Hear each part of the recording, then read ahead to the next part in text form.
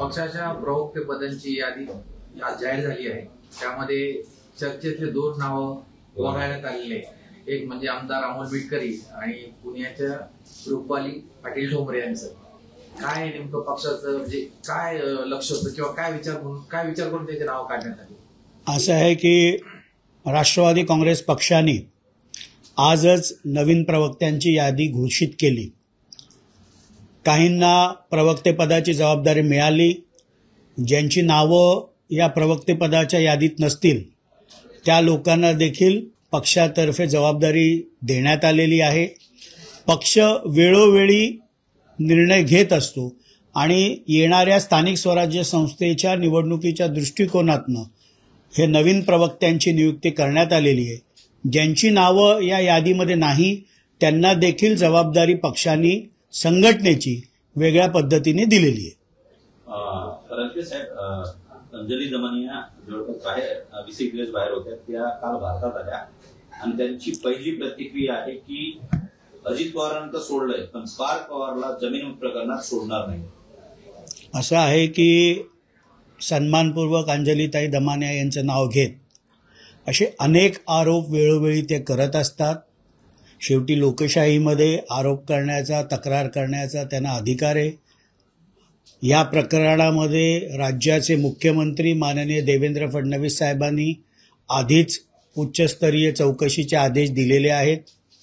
या संपूर्ण व्यवहाराची चौकशी होत आहे, FIR देखील झालेला आहे। त्यामुळे त्यांना ज्यांनाकडे कोणाकडे तक्रार करायची ती त्यांनी करावी, लोकशाहीने त्यांना तो अधिकार दिलेला आहे।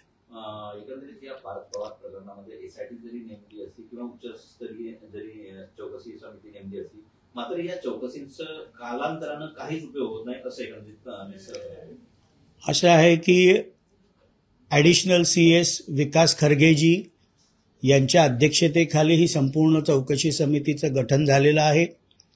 त्याच्यामध्ये विभागीय आयुक्त आहेत, जिल्हाधिकारी आहेत, स्टॅम्प्स अँड रजिस्ट्रेशनचे उच्च अधिकारी आहेत।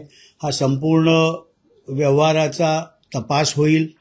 ज्यांनी ते ॲग्रीमेंट एक्झिक्यूट केलं त्यांच्यावर देखील FIR झालेला आहे, म्हणजे फौजदारी गुन्हा दाखल झालेला आहे। त्यामुळे सरकार या बाबतीमध्ये गांभीर्याने चौकशी करते आणि वेळोवेळी राष्ट्रवादी काँग्रेस पक्षाचे राष्ट्रीय अध्यक्ष उपमुख्यमंत्री अजितदादा पवार साहेबांनी आपल्या माध्यमांसमोर संवाद साधत स्पष्टपणाची आपली भूमिका देखील मांडलेली आहे।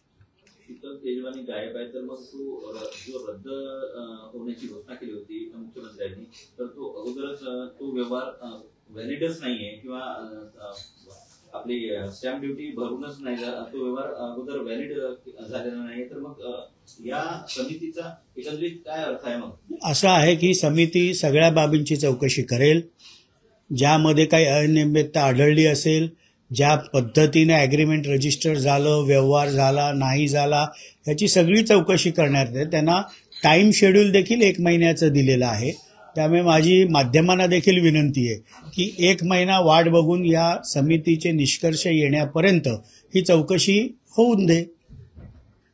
काँग्रेसकडनं आज आंदोलन केलं गेलं, गिरगाव या ठिकाणी त्यांना स्पॉट दिला होता, मात्र ते ट्रायडन हॉटेल म्हणजे त्यांना आंदोलकांना जाऊ न दिल्यामुळे ट्रायडन हॉटेल समोर काँग्रेसकडे रस्ता रोको करण्यात आला। ते जे मृत्यू प्रकरण डॉक्टर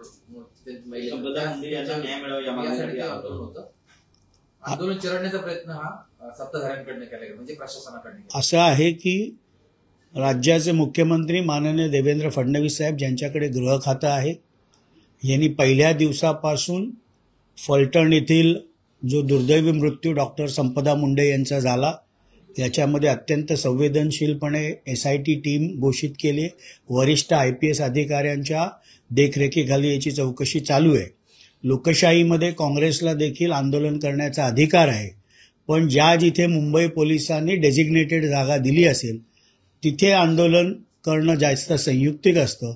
माननीय मुख्यमंत्र्यांच्या वर्षा निवासस्थानी जाऊनच आंदोलन करायचंय हा अट्टहास देखील काँग्रेसचा योग्य नाही। त्यामुळे मुंबई पोलिसांनी कायदेशीर कारवाई त्यांच्यावर केली असेल। निवडणुका आता पहिल्या टप्प्यातलं होणार आहे नगरपालिका नगरपंचायतीमध्ये, तर नाशिक असो किंवा इतर ठिकाणी महायुती म्हणून तुम्ही निवडणुकीत सामोरं जाणार आहात की वेगवेगळे, कारण की अनेक ठिकाणी असं पाहायला मिळते राष्ट्रवादी सोबत म्हणजे भाजप राष्ट्रवादी सोबत युती दिसते काही ठिकाणी स्थानिक पातळीवरती, आणि शिवसेना शिवसेना ही वेगळ्या पद्धतीने चूल मांडते. त्यामुळे एकंदरीत जी तुमची बैठक झाली वरळी मध्ये, त्यामध्ये कार्यकर्त्यांचा सूर काय होता आणि कोणत्या निश्चित निर्णयापर्यंत पोहोचल्या राष्ट्रवादी काँग्रेस पक्ष? असं आहे की येणाऱ्या स्थानिक स्वराज्य संस्थेच्या निवडणुकीमध्ये महायुती म्हणून लढावं अशा प्रकारचा मानस राज्याचे तिन्ही नेते, जे मुख्यमंत्री देवेंद्र फडणवीस साहेब असतील, उपमुख्यमंत्री माननीय अजितदादा पवार साहेब असतील, उपमुख्यमंत्री माननीय एकनाथरावजी शिंदे साहेब असतील, या तिन्ही नेत्यांची हाच प्रयत्न आहे की महायुती म्हणून लढावं. जिथे महायुती म्हणून शक्य नाही तिथे काही ठिकाणी राष्ट्रवादी आणि भाजप देखील युती होऊ शकते, काही ठिकाणी राष्ट्रवादी आणि शिवसेना देखील होऊ शकते, काही ठिकाणी शिवसेना आणि भारतीय जनता पार्टी देखील युती होऊ शकते, आणि नाहीच काही ठिकाणी युती करणं शक्य झालं तर प्रत्येक पक्ष स्वतंत्रपणे देखील ही निवडणूक लढू शकतो. वेगळे जरी निवडणुका ह्या प्रत्येक राजकीय पक्ष लढला तरी राज्यामध्ये महायुतीमध्ये तिन्ही पक्ष घटक पक्ष असल्यामुळे एकमेकांवर टीका न करता, कुठल्याही प्रकारची कटुता न आणता प्रचार केला जावा अशा प्रकारचाच प्रयत्न राष्ट्रवादी काँग्रेस पक्षाचा असेल. एकमेकांवरती चिखलफेक करू नये या संदर्भात समन्वय समितीच्या बैठकीत चर्चा होणार आहे का? कारण की सध्या चिखलफेक सुरू झालेला आहे. तिघं जरी एकत्र लढले किंवा अनेक ठिकाणी वेगळे जरी लढले तरी एकमेकांना टार्गेट करणार नाही, थेट मुख्य प्रमुखांवरती देखील टीका केली जाईल. असं आहे की कुठल्याही प्रकारची चिखलफेक महायुतीतल्या एका घटक पक्षाने दुसऱ्या घटक पक्षावर करू नये. ही निवडणूक जरी स्वतंत्रपणे प्रत्येक राजकीय पक्षाला लढायला लागली तरी त्या विकासांच्या मुद्द्यावर लढली गेली पाहिजे. एकमेकांवर चिखलफेक, टीका किंवा कटुता येईल अशा प्रकारचं वक्तव्य कुठल्याच पक्षाच्या नेत्यांनी करू नये. 2-3 दिवस तुमच्या पार्टीमार्फत स्थानिक स्वराज्य संस्थांच्या निवडणुकीसाठी उमेदवार निश्चितीचं काम सुरू होतं. मुळात या दरम्यान दोन्ही रुपाली चाकणकर किंवा रुपाली ठोंबरे पाटील यांचा वाद उफाटून आला. संपदा मुद्दे प्रकरणामध्ये महिला आयोगातर्फे करण्यात आलेली टिप्पणी त्याला काढण्यात आली. या वादाचा एकंदरीत कालपट्टीचा किनारा आहे का याची असं वाटतंय? नाही, असं अजिबात नाही. रुपाली ठोंबरे यांना देखील संघटनेची जबाबदारी पुणे शहर जिल्ह्यामध्ये कार्याध्यक्ष म्हणून देण्यात आलेली आहे.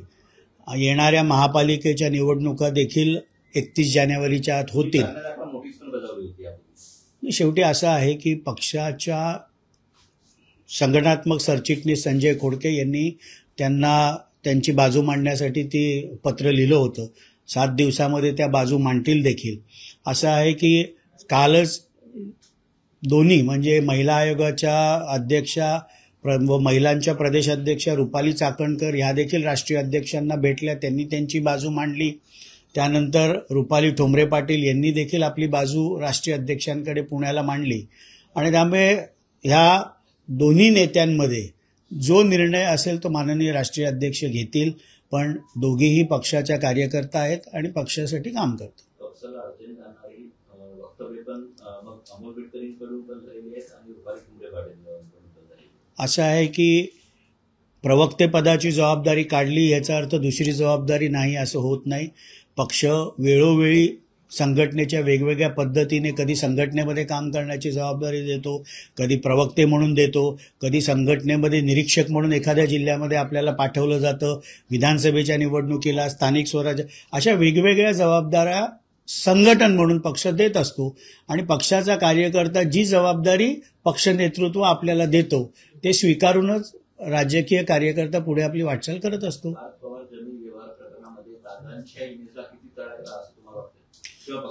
नाही, असं आहे की कालच आदरणीय अजितदादा पवार साहेबांनी सांगितलं की निवडणुका जशा जवळ येतात तसे आमच्यावर हे आरोप केले जातात.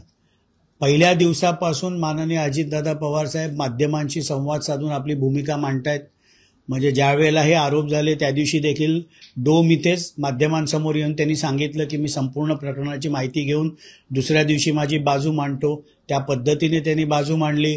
पुण्याला देखील ज्यावेळेला माध्यमांनी त्यांनी या विषयावर प्रश्न विचारले त्यांनी बाजू मांडली. काल बारामती इथनंही बाजू मांडली. त्यामुळे जी चौकशी माननीय मुख्यमंत्र्यांनी लावलेली आहे ही चौकशी झाली पाहिजे, या चौकशीमध्ये काही गैर नाही, अशा प्रकारची देखील स्पष्ट भूमिका माननीय अजितदादा पवार साहेबांनी घेतलेली आहे. तुमच्या कल्याण आणि डोंबिवलीमध्ये फार करेक्ट कार्यक्रम होत आहे. असं आहे की हा प्रश्न शेवटी भारतीय जनता पार्टी आणि शिवसेनेमधला आहे. याच्यावर कुठल्याही प्रतिक्रिया राष्ट्रवादी काँग्रेस पक्षाने दिली पाहिजे असं मला वाटत नाही. तो महायुती म्हणून कार्यक्रम झाला असं म्हणायचं तुम्हाला?